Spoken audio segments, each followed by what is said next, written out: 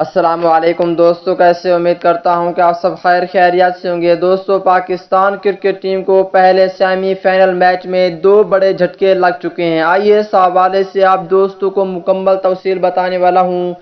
ٹی20 world cup 2021 Pakistan cricket team کو اب semi final match جیتنا بہت مشکل، کیونکہ پاکستان کرکٹ ٹیم کو 2 بڑے جھٹکے لگ چکے ہیں۔ آئیے اس حوالے سے آپ دوستوں کو مکمل رپورٹ بتانے والا ہوں۔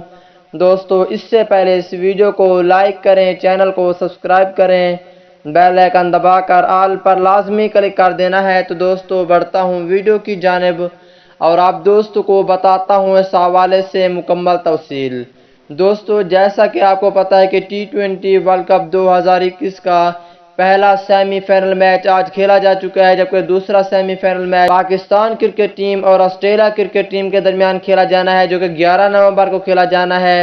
اور اس میچ کے لیے پاکستان کرکٹ ٹیم کو 2 بڑے جھٹکے لگ چکے ہیں۔ ایک کھلاڑی ہے محمد رضوان اور دوسرا ہے شعیب ملک۔